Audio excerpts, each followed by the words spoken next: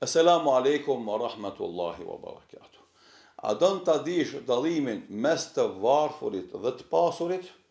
Janë disa manifestime shoqërore të cilat tregojnë. Dikush mendon se dallimi kryesor mes të varfurit dhe të pasurit është në pasjen ose mos pasjen e pasurisë, apo në jetën luksoze dhe mungesën e luksit që jeton tjetri në jetën e tij. Mirë po, një studim shoqëror dhe disa intelektual e kanë paraqitur një dallim shumë të veçantë, edhe unë mendoj se është shumë e rëndësishme me kuptu secili njeri, pa marrë parasysh çfarë stadi ekonomik është, a është i varfër, a është i pasur, për të kuptuar se fundi i njerëzve është të jeta e rëndomt, të jeta e zakonshme, të jeta modeste, të jeta më afër e natyrshmes.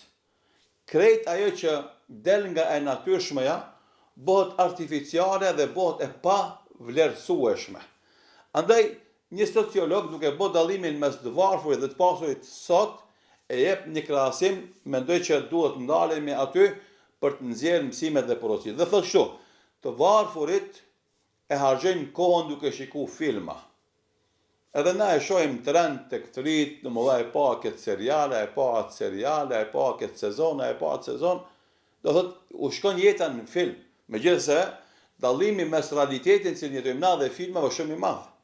Dhe mes mundësive që ka njeriu në jetën reale dhe asaj që i ka në film është gjithashtu shumë i madh. Mirë, po ja që njeriu i varfër jeton në imagjinat, në iluzione, e nëpërmes filmave mundohet me ushqy iluzionin e tij. E i pasuri çka bën? I pasuri në vend se të harxhon kohën në shikimin e filmave, ai lexon libra. Pse? Se nëpërmes librit ai ushqen trunin. Edhe normalisht momentin që ai e ushqen trunin, truni i tij punon më mirë.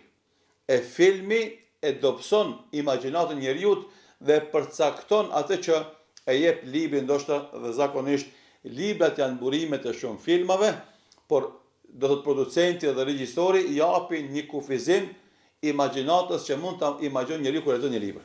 Kjo është dallimi i parë, se të varfurit shikojnë filma, e të pasurit lexojnë libra. Dhe andaj, sikur se kemi thonë na shumë prezentimet tona, ne insistojmë dhe kërkojmë dhe lusim rinin tonë që të merret me leximin e librave më shumë se sa kohën që harxhon gjëra tjera përveç leximit të librave. E para. E dyta, të varfurit jetojnë në qytete. Edhe ata që kanë qenë nëpër fshatra, i kanë braktis fshatrat e tyre dhe janë grumbullu në qytete me kushte do të minimale, në kushte suburbane. E në fshat atje ku ishin, i kishin edhe shtëpiat e mëdha, edhe oborret e mëdha, edhe ajrin e pastër, edhe pamjen e bukur, edhe jetën e do të begatshme, mirë po i lanë fshatrat, edhe gjithë u grumbulluan në qytet. Edhe andaj lagjet e qyteteve tona sot nuk marrin frym, janë të mbingarkuara, kanë probleme me infrastrukturë, kanë probleme me gjërat bazike të jetës, kanë problemin më të ri me parkingje dhe me ecje do thotë në komunikacion për shkak të mbikëkesës. E i pasuri zakonisht do thotë shkon jeton në fshat. E blen një ferm, e ndërton një shtëpi vikendi, merr bagati edhe mundohet një pjesë më të madhe të jetës së tij me kalu në fshat.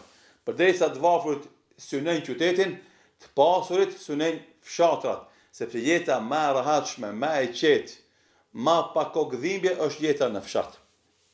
Të varfurit androjnë me pas makina të shpejta. Edhe mohabeti e një pjesë e madhe rinis bëhet në lidhje me këtë, cila makinë është më e preferuar jotja. A Ferrari, a Porsche, a Lamborghini, a Bugatti, a nuk e di se çka s'ka nxjerrë domethënë industria e maqinerisë, e makinave, sidomos në treg. Edhe rinia e bën mohabetin, megjithse sa ja bën mohabetin të ketë kësaj lloji apo asaj lloji veture të shpejt, automobil të shpejt, nuk ja bën punën se automobili i shpejt, i cili është shumë i shtrenjtë me 100.000 euro, nuk vjen tek te nëse nuk punon. Mirë, po kjo është ëndra, edhe kjo është një lloj mashtrimi që rinia bën vetes.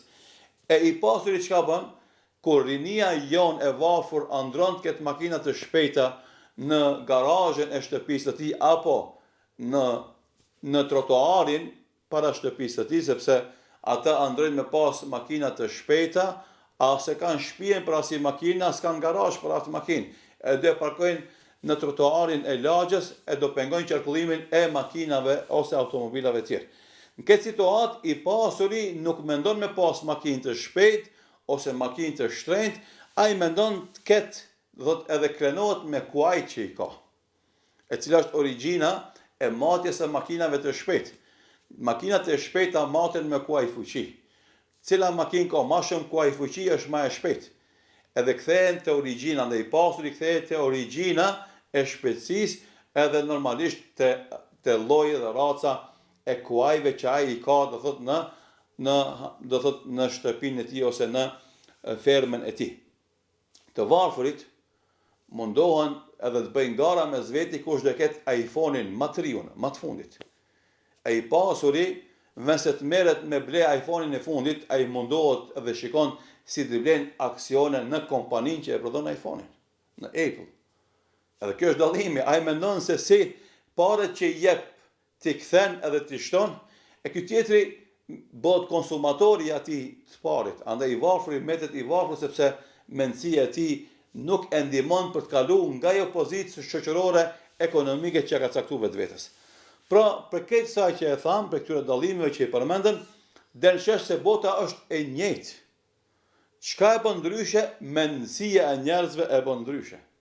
Andaj, do thot mendësia se si na i qasemi fenomeneve që kemi rreth e përqartë e bën ndryshimin mes nesh.